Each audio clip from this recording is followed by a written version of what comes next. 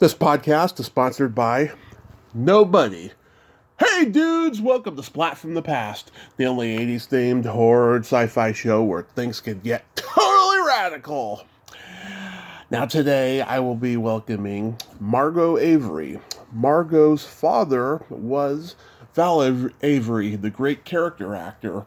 He was in such great movies as King Creole, The Magnificent Seven, Nevada Smith, The Amityville Horror, and Easy Money, the Rodney Dangerfield classic that is celebrating its 40th anniversary. Margot was also in that movie as well.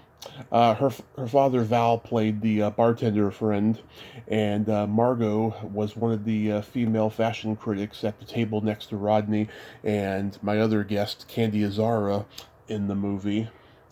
And her mother was Margot Stevenson, a classic Golden Age of Hollywood actress who later became one of the biggest Broadway stars of all time. And we're going to talk about all of that stuff today, celebrate the 40th anniversary of Easy Money and so forth, and talk about, her Broadway theater career and all of that. And it's going to be a great conversation. Also, I forgot to address this yesterday due to my self-centered, self-involved anger over the rock and roll community. Yesterday was my mom's 69th birthday. 69. Happy birthday, Mama. And it was also the 8th anniversary that I woke up from my coma. Thank you, God, for these miracles.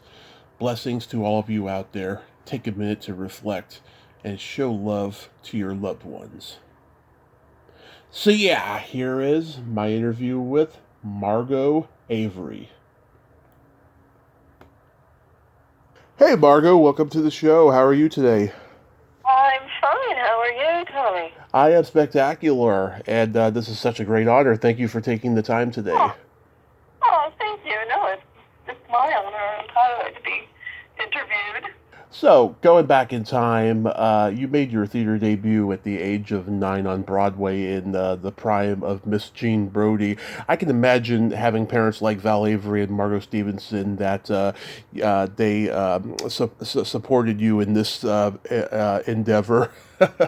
Well, my mother actually got me that job, and the reason that she did was because the public schools were on strike, and she wanted to make sure that there was some structure in my life. She ran into a friend who was stage managing the show, and he said, "Oh, you've got a daughter the right age. Bring her around. We'll put her on." So that's what I did for 15 weeks, and then of course the school strike ended, and I had to get out of class every Wednesday for a while. That was fun and embarrassing at the same time. But my father was furious. He did not want me to be on stage at that age, and he found out about it because one of our friends wrote about it in Variety. Yeah, back then they were living on opposite coasts back then because he couldn't make as good a living in New York, and the schools were considered not as good in California, and my mother still had elderly relatives she was taking care of here. So they had this long-distance relationship for a while. Yeah, back then it was such a small world. There was no internet, and that was the way that news traveled fast, was like in the newspapers. Yes, exactly. But did it give you a feeling of like, this is what I want to do? Oh, absolutely. I had never felt quite as special, as I did once I was on stage. Even though I was playing basically a stage extra. Yeah. A bunch of little girls running on and off saying yes, Miss Brodie and no, Miss Brodie, and marching around singing songs together and stuff. We were basically background for the stage. Right. But boy, was it fun. Yeah. And I was the youngest in the cast too, although I don't think I looked it. For people listening. For people listening who may not be aware, your dad, Val Avery, was a character actor that everyone looked at as, oh, it's that guy. You know, he was in many great movies like King Creole, The Magnificent Seven, HUD, Nevada Smith, The Anderson Tapes, The Amityville Horror, Cobra. He was so great at playing tough guys on both sides of the law. Yes, absolutely. He did. He did a lot of tough guys, both lawmen and not, and bad men. The Magnificent Seven is one of my favorites because he's playing a corset salesman. He's not Yeah. he's not a tough guy, and he's just an ordinary, decent citizen who wants to pay to have this Indian. I think it really should have been a black man, but they couldn't, quite do that in Hollywood then. Buried on Boot Hill, and oh no, he's not white, he can't be buried there. And then that sets off the whole Steve McQueen and Yul Brynner get together because of that. Yeah, And the guys who were there looking for somebody to help them against the bad guys from their little town.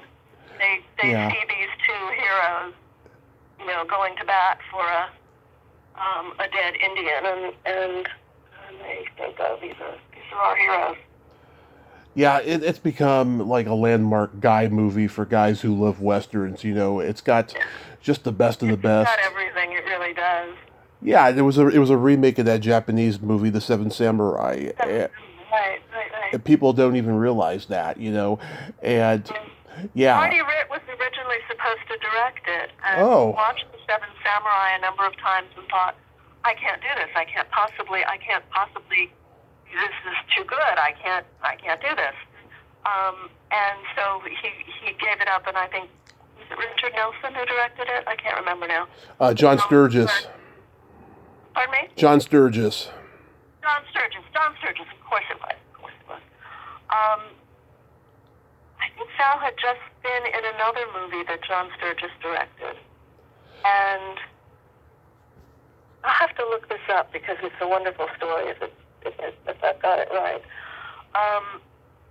But anyway, later on, Marty Ritt directed The Outrage, which was a remake of Rashomon, and it was just terrible. Yeah. It was right. He couldn't do it. Yeah. He could do almost everything else. He was a wonderful director, but... Was he friends with Steve McQueen? Because he did a couple movies with him. I think so. I know Steve McQueen had been... He was the son of somebody who lived in our neighborhood. Mm-hmm. And my father introduced him to his own agent. And sort of the rest was history. Yeah. So, yeah, they had sort of a, ties with colleagues and a rapport. Yeah. Did you grow up mainly in L.A. or New York? Mainly in New York. We used to spend summers with my father in L.A. He had the use for a while of Rod Steiger's beach house. Oh. Rod was married to Claire Bloom for a while, and she didn't like being in Malibu. So when we were in L.A., they rented something in Beverly Hills. And Rod had rented out the beach house a couple of times and had really bad luck with the tenants. So he just let a couple of friends borrow it. My father lived in the main house, and another guy named Erickson. What the hell was his first name? I can't remember now. Dan Erickson. Interesting. Lived in the outbuildings. And they took care of it and made sure everything was okay. I remember my father doing a lot of work on the house after one of the tenants had trashed it entirely. Wow. Did your dad ever talk about Amityville? Amityville Horror? Yeah. know that he talked about it much. It was shot on this coast in Toms River, New Jersey, and Rod and Val were, I think they were staying out there, and Rod's daughter Anna, who's a good friend of mine to this day, she and I started hanging out together, and going to the pool at the hotel where we were staying and stuff. But no, there wasn't a lot to say about the Amityville Horror. It was a good movie. Yeah, I'm a huge horror fan, and I'll tell you, the Amityville holds a record as like the only $100 million grossing movie that has diarrhea in it. What a funny thing to be famous for. That's great. Yeah. Your dad was also in Cheech and Chong's Up in Smoke. He was the factory boss. Oh, that was one of the heartbreakers of his career. There have been several, but that was he loved that script so much, and he was so excited about it. And we went to see the premiere, and most of his performance, as well as many other people's, had ended up on the floor in favor of a lot of toilet jokes. Yeah. As Tommy Chong knew his audience, but still, yeah. I talked to Tommy Chong a few years ago. One of the biggest thrills of my life. Oh, yeah. Okay. Yeah. I did not care for that film, and I still don't. Yeah. I would love to be able to see the director's cut, but the director is long gone. Oh, yeah, I've heard about that director's cut. Yeah, I think everyone would like to see that. I didn't know that your dad was Armenian. When I hear the name Val Avery, it sounds like a typical Jewish New Yorker. Like, did he have an agent to tell him to change his name? Oh, yes, absolutely. His birth name is Sebu Der Abrahamian. Mm-hmm. And he got Val Avery from it because Abrahamian, sounds kind of like Avery. He was looking for a kind of white bread name, because that was what was in style in the early 50s. And Val came from the fact that the closest that Cebu you can get to is Valiant. So, Val. Interesting. Although the year that my parents met in Summerstock, he had to be Steve Avery because there was already a Val in the company. Wow. Never forgave Val DeFore or whatever the hell the man's name was for that. So you couldn't have two Vals in the company then? Apparently not. I don't know why. I think that's kind of silly, but there you are. That is very silly. And your mom, Margot Stevenson, she was gorgeous, and she was in a few minor classics from the Golden Age of Hollywood, like The Invisible Stripes with George Raft, William Holden, and Humphrey Bogart. Those guys hated each other, Bogart and Holden. Did they? Oh, I didn't know that. That's wonderful, though. Yeah, when they did Sabrina in 1954, they fought like every day. Oh, boy, I'll bet. Oh, my God. Isn't that amazing? I don't know if they fought on this movie. They probably did. Who knows? But, yeah, that's like a famous Hollywood story there. And she was in also Granny Get Your Gun. But your mom, she preferred Broadway, right? I don't know that she preferred Broadway. She did very well on Broadway early in her career. She was the original Alice Sycamore, and You Can't Take It With You. Mm-hmm. And she made a lot of lovely friends and connections. One of them was Garson Kanin, and he sort of masterminded a really good deal for her in Hollywood when she was going out there. But it kind of all fell apart. I'm not entirely sure why.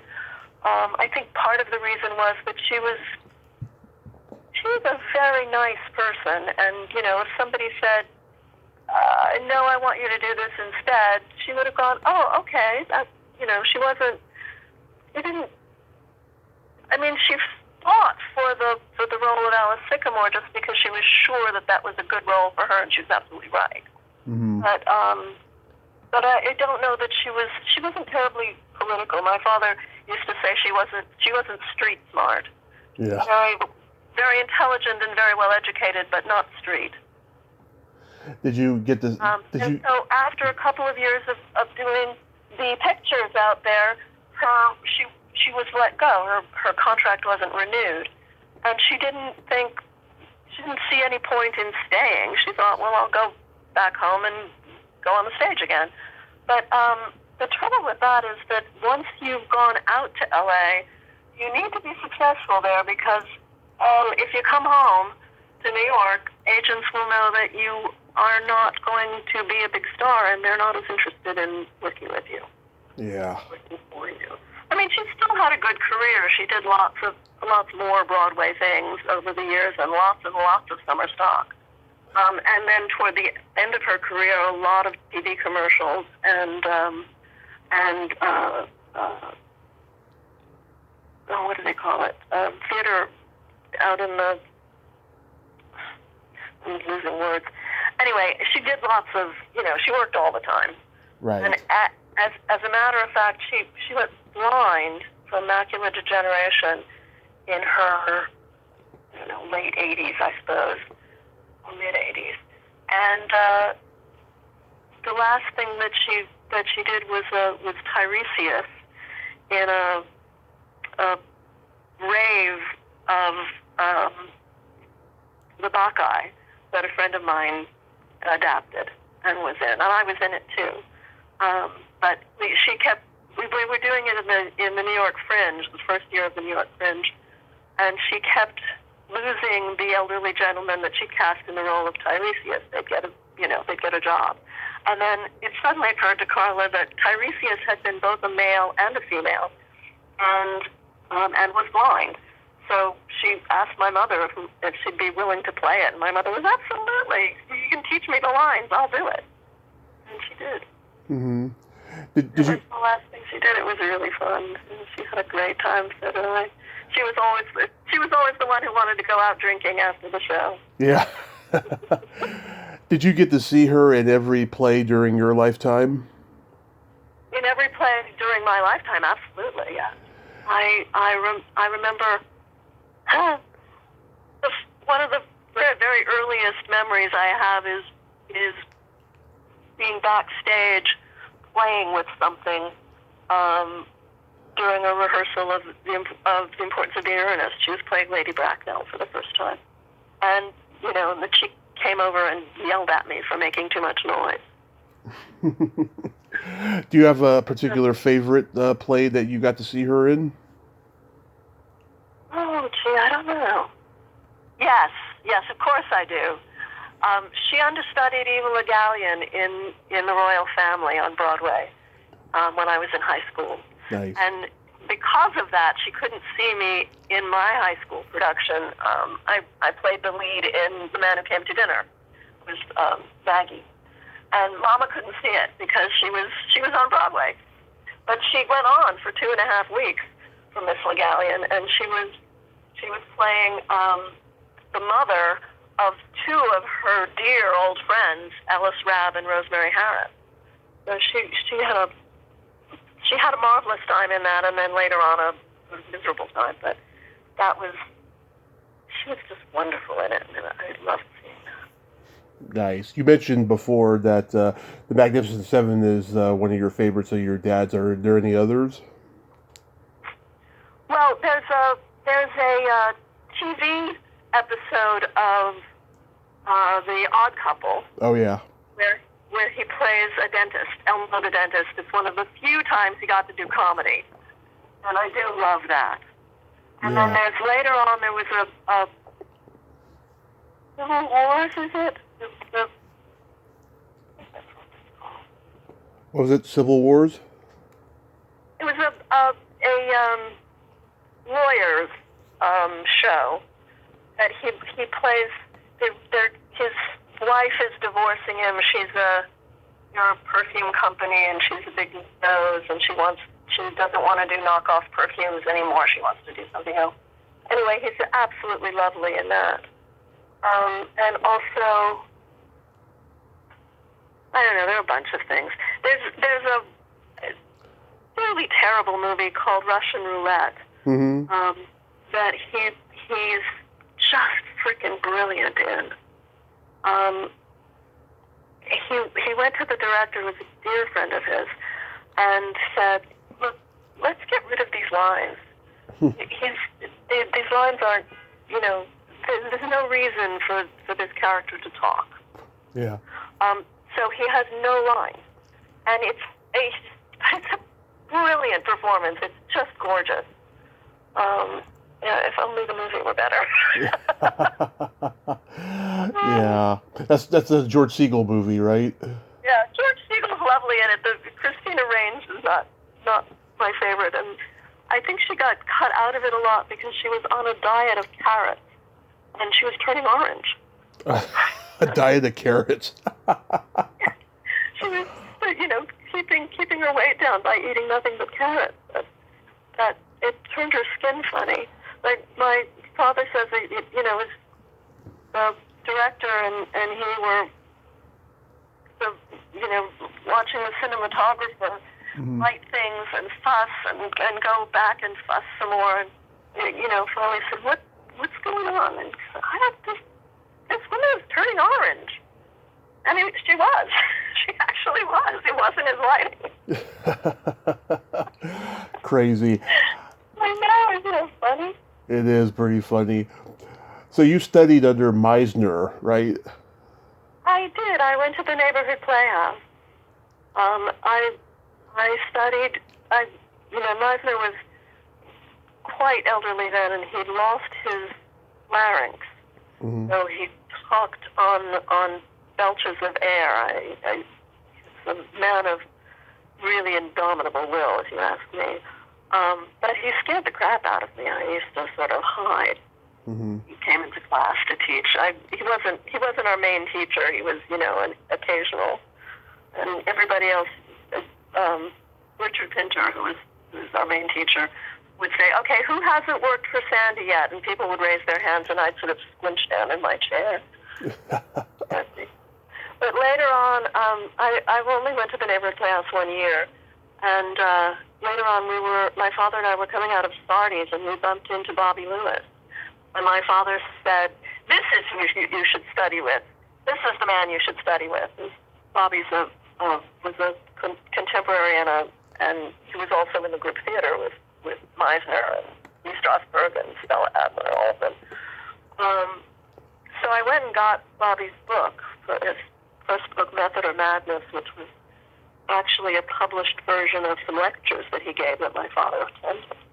And I thought, oh yeah, this is the guy I want to study with. And I studied with him for about a year. Did any of your classmates go on to become successful in acting? At neighborhood playhouse? Not terribly, no. No. No, none of them are stars, no. One of my classmates I met up with years later. My friend Carla was working as a sort of a stage manager for the Big Apple Circus. Oh, yeah. And this friend had gone, I can't remember his name now, but he'd gone to clown school, and he was now a clown in the Big Apple Circus, and I was just I was gobsmacked because he had been one of the most attractive men in our year, and now he was this sort of funny-looking, sad sack clown. But he decided to do that. It was outrageous. I thought that was really fun. Well, show business is a difficult thing. I mean, if you're on one trajectory, right, chances are you'll find another in show business because something's going to happen. You're going to fall into something if you don't go with one plan. Mm-hmm. Yeah. I've watched a number of my friends, switch tracks, become directors when they used to be actors or playwrights. I have a dear friend who wrote herself a play to showcase her own talents and gave herself a pen name for it because she didn't want people. Well, it was a play about rape, and she didn't want anybody to think she'd been raped because she hadn't. But also, she didn't want casting directors to think, well, of course she can do it. She wrote it. So she gave herself a pen name. The play was wildly successful, and she got stuck with the pen name. She's a playwright under a different name than her own. Yeah, it's a crazy business, I mean, when you meet a really confident, cocky narcissist, you usually want to say, good luck to you, and then follow, and then it's followed by internal dialogue of, oh, he or she's going to need it.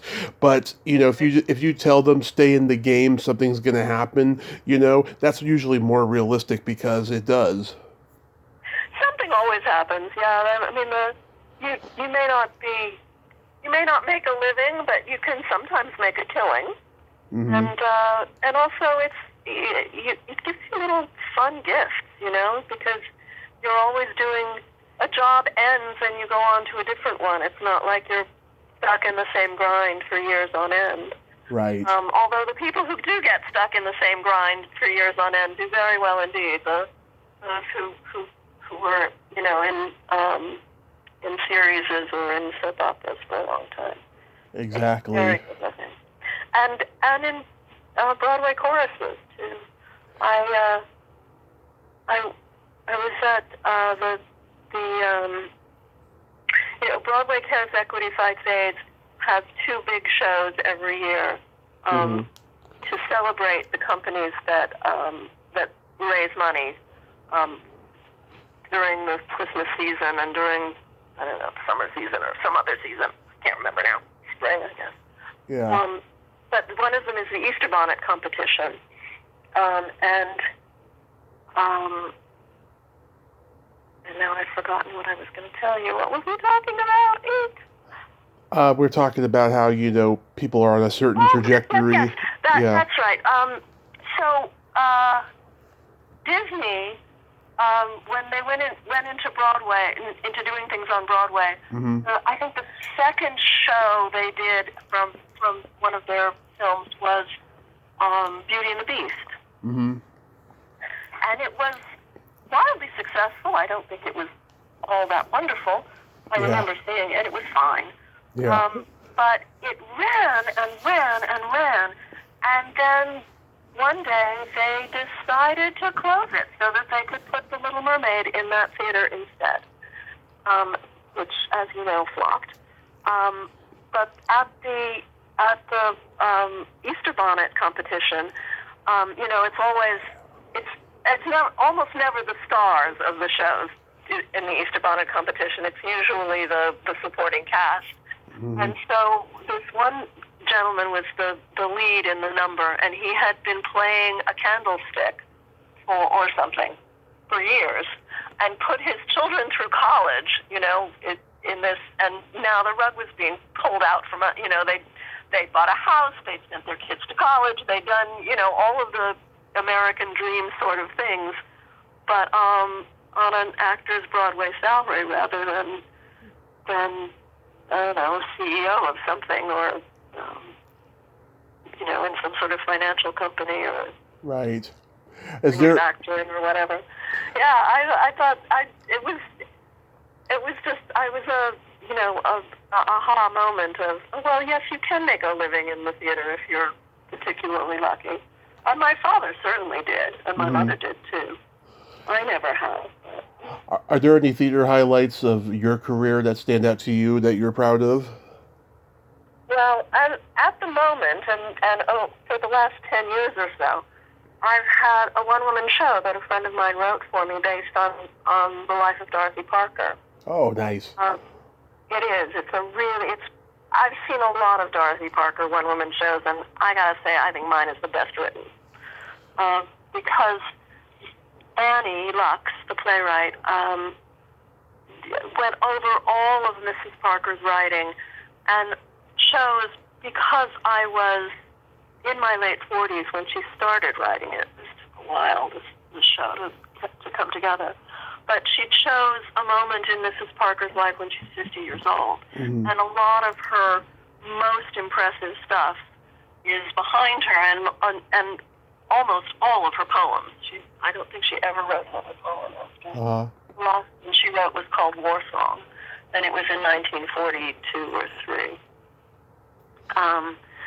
And so Annie imagined an afternoon in her life where she's putting together the first edition of the portable Dorothy Parker, choosing from, what's going to go in it.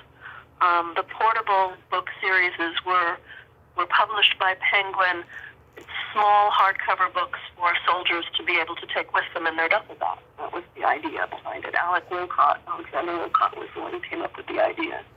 And Mrs. Parker was the first author, the first living author that they made a portable of. So it's it's just a kind of perfect a perfect way of going over a lot of her material. Mm-hmm. And a lot of her life, because she's talking to somebody who doesn't really know her, but is interested in her. Young woman, supposedly young woman editor, who the audience can't see, but I can. Yeah. And that's the setup of the play. We've done it in various. I think the festival in Charleston. We did it in the New York Fringe. We've been to Edinburgh with it once, and we're going again this summer because our producer wants us to come back. Nice. Yeah, it's really fun. It's not remunerative at all, but it is really fun to do. And, people love it. Can you believe it's been 40 years since Easy Money? No, I can't. But I'll tell you, Mm-hmm. Easy Money was the film in which I got my SAG card. Mm-hmm. And the reason that's the reason my name is on it, but you'll never see my face, because I had 2 lines and they ended up on the floor. Oh. But the point was not for me to get on screen. The point was for me to get my SAG card. Mm-hmm. As I'd been doing a lot of extra work, which, if you're not SAG, does not pay very well at all. And my father was disgusted by that. Yep. So he asked, he was in this film, and he asked Jimmy Signorelli, the director, is there anything in this for my daughter? Because I need to get her her SAG card. Mm-hmm. And Mr. Signorelli was like, yeah, I think so. We'll come up with something. And they did. Yeah. It was it was quite the interesting day. I was there all day long waiting to be shot. And at the very end of the day, they hustled me out and said, okay, you're a pro, you can do this fast, right? Because we only have 10 minutes until I'll go on overtime. And I was like, all right, fine. And we did 2 or 3 takes, and they were like, great, that's it, thank you. I was sort of like, oh, all right, super, great. Yeah, oh my God, now... And I never saw it. I have no idea whether it was any good or not, because it was never... Apparently, another time, the director's cut I was in, and then the producer's cut, no. I believe in my heart of hearts there is a director's and producer's cut, because there's a subplot with Jennifer Jason Leigh and Taylor Negron that never goes anywhere. That yeah. I always wondered, what happened in the editing room with it, where it's obvious he's trying to keep her apart from the family because he can't stand the family, but it's so pedestrian it goes nowhere. I think one of the things that happens very often is that the studio will say, I'm sorry, it can't be that long. You Yes. have to take 20 minutes out of it. Yeah. And they do. There's a film, I saw a really, I used to go to big screenings with my father, sometimes big ones and sometimes small ones, but particularly after my mother went blind, she didn't really want to go to the movies with him anymore, so I would go. And there was one year we saw, this film had like 1 million stars in it. It was, I can't remember the name of it exactly, but Robert Downey Jr., I think, was the main star. Huh. And he was playing a doctor in the 1600s, in the 17th century. and the King of England was there in it, and all of the big, English names, and they were all playing the tiniest little roles you can possibly imagine. Yeah. And the film went by so quickly. And I remember thinking, I bet this was supposed to be a 4-hour extravaganza, Yeah. and they had to cut it down to 2, and it doesn't make any sense anymore. I think it was a big flop because of that. And there was a part of me that thought, things need to be the length that they're supposed to be in order to tell the story. The story is the important part, not the length. But that's not, true commercially. I mean, the Portable Dorothy Parker is being cut down to an hour for 75 minutes because that's what you have to be in Edinburgh in order to get the best venues and the best time. Mm-hmm. What do you remember about Rodney on set? I don't remember him hardly at all. He was way up at the front of the. It was during a fashion show. Yeah. And he was just a professional actor doing his thing. I don't remember him being particularly outrageous or particularly annoying or any of the things that people accuse that happened later. Comedians of being. Yeah, that happened later. Rodney loved to party and everything, and I'm sure people on Back to School have stories about that. But I mean, did your dad enjoy working with him? I think so.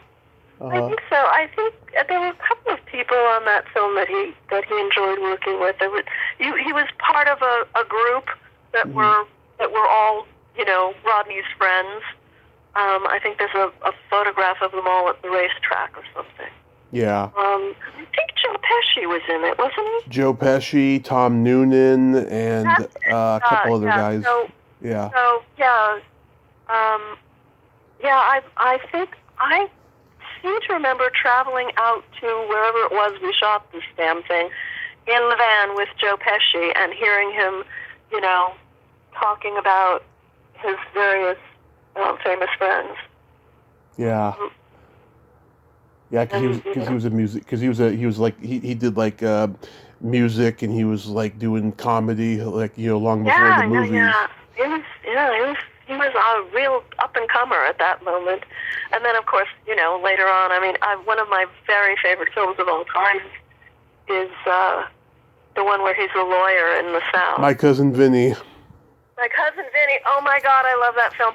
Me too. I was at the doctor's office last week, and the film was on, and I went into the office and came back out again, and the film's still on, and I just sat down and watched the rest of it.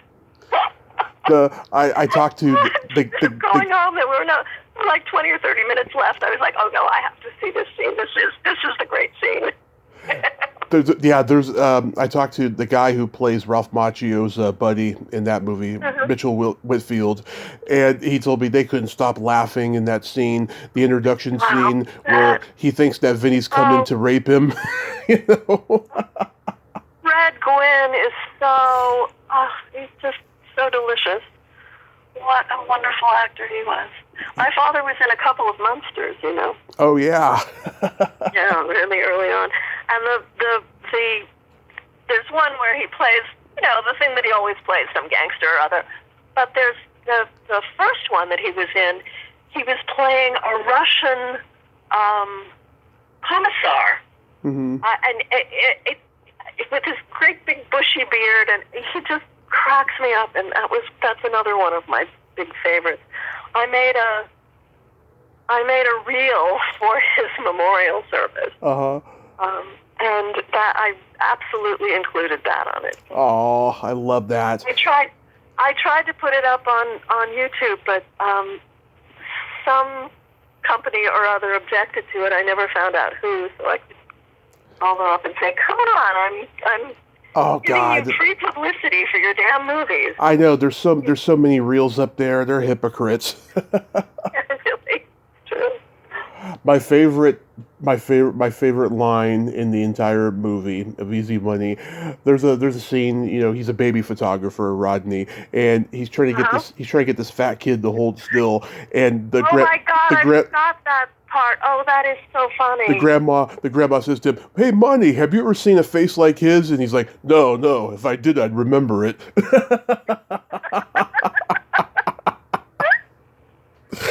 I like how Rodney on stage was self-deprecating, but in the movies he was very insulting. Yes, yes.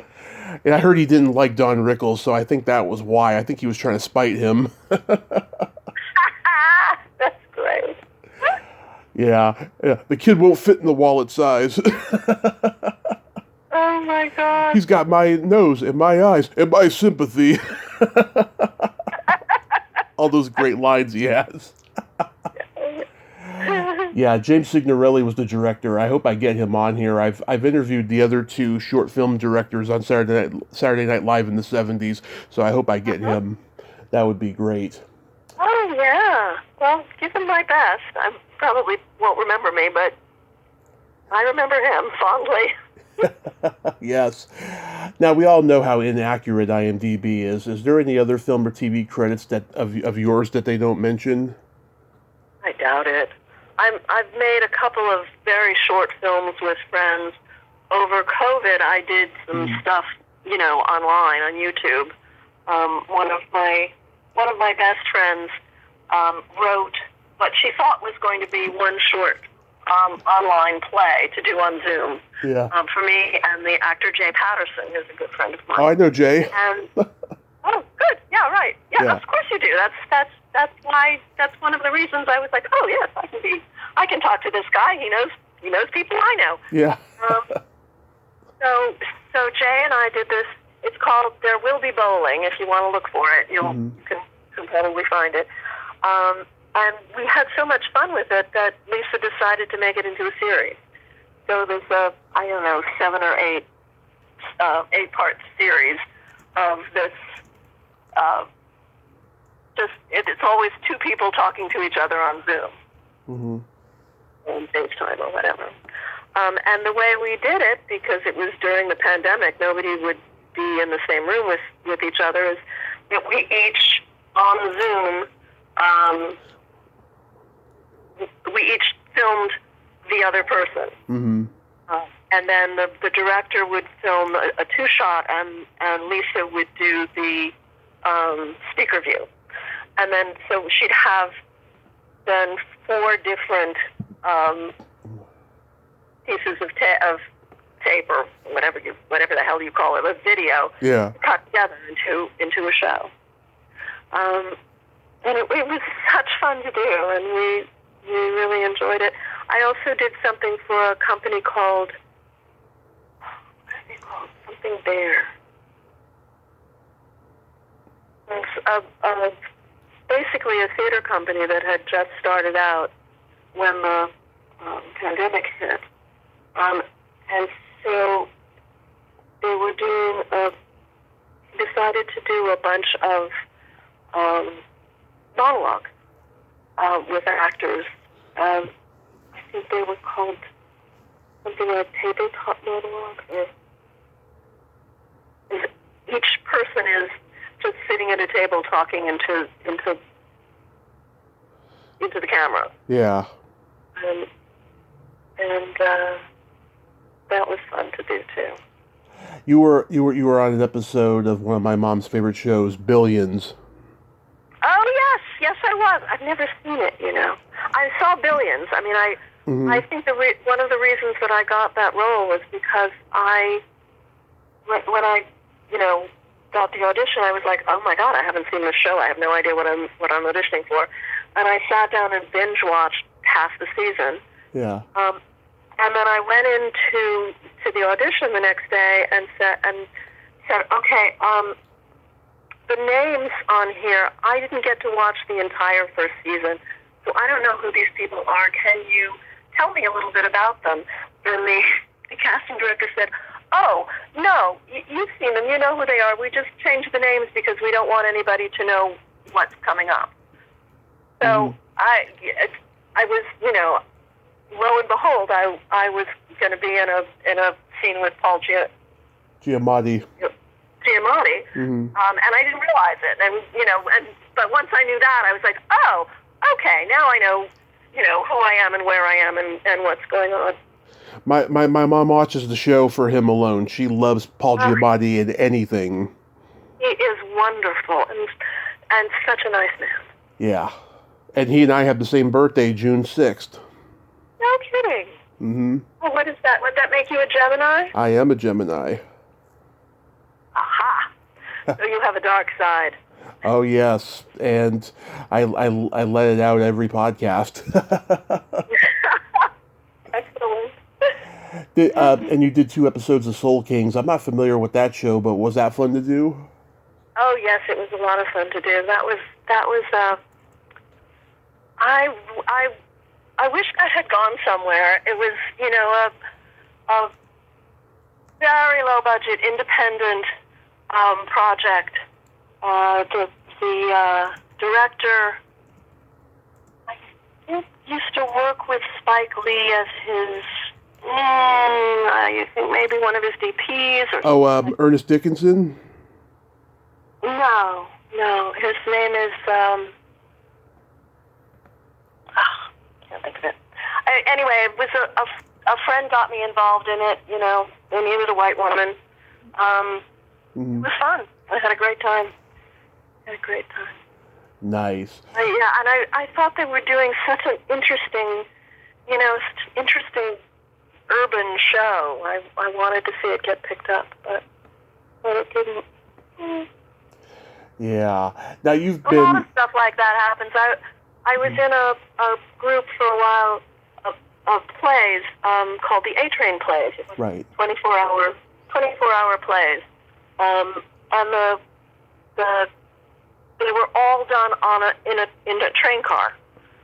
So there would be 5 or 6 plays done in an evening, and people would enter the train car, do the play, and leave again. So it was all one set. Nothing had to be, changed, which I thought was a brilliant idea.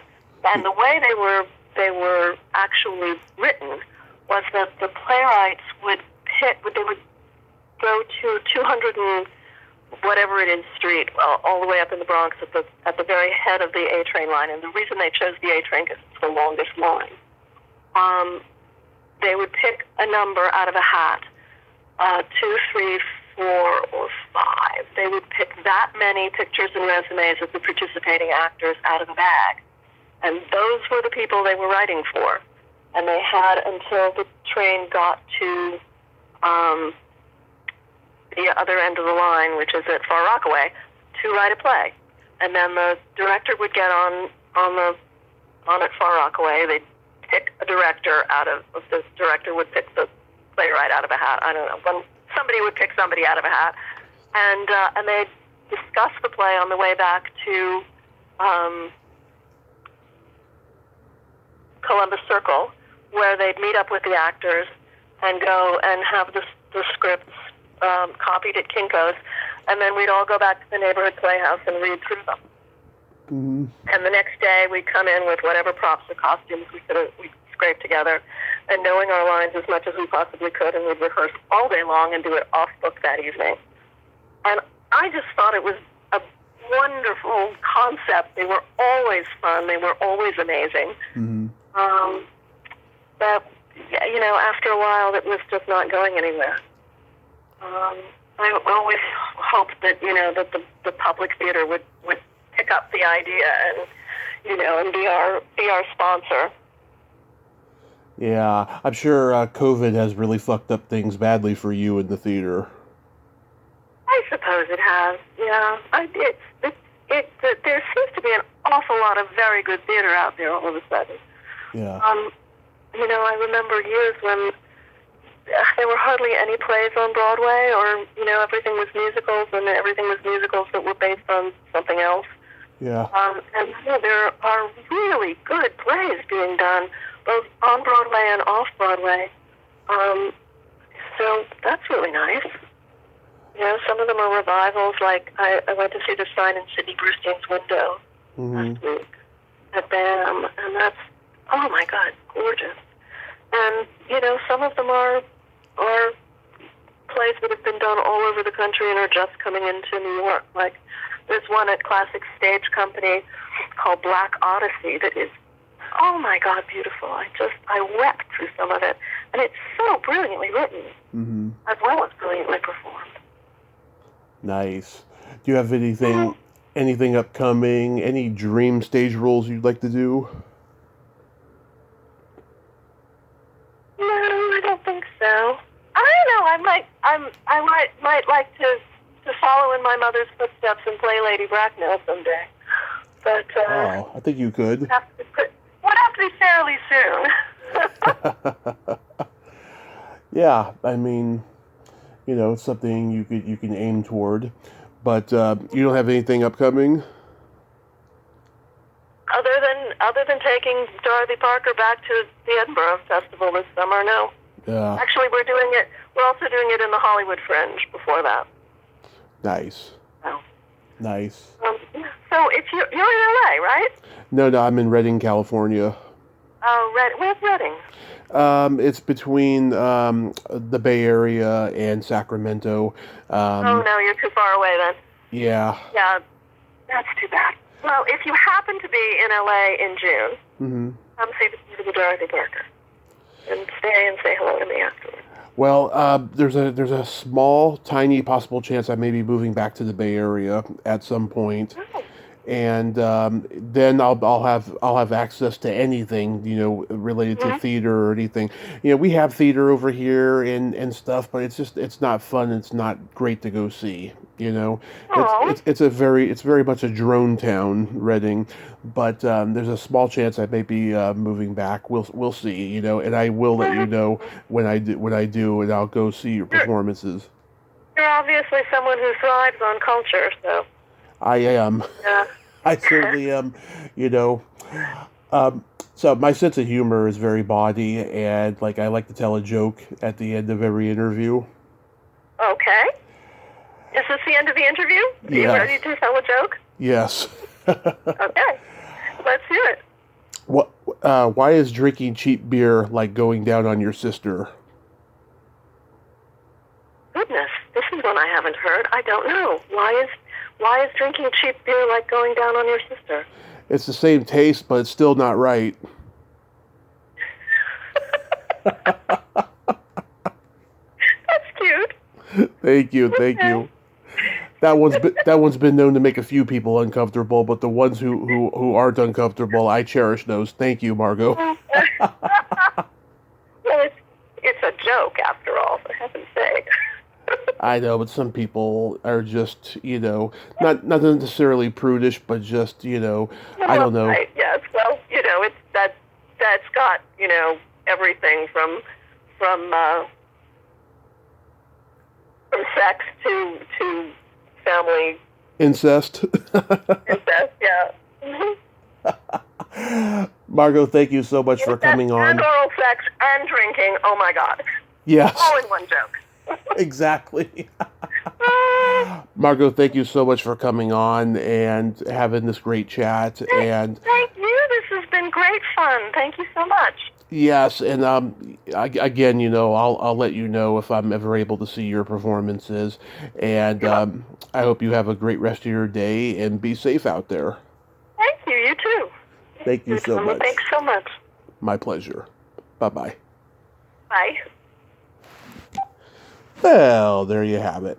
Margot Avery. Ain't she a sweetheart? Oh, what a fun lady. And I'm glad we got to have the conversation about her parents. She obviously has a lot of pride for her parents and where she comes from. And I'm so glad we got to talk today. So many people whose parents were famous, they are fucked up. But Margot is very well adjusted and grounded. I'm so grateful we got to talk today. Well, until next time, this is Tommy Throwback Kovac saying there's no shame in living in the past because the present sucks. Later, dudes.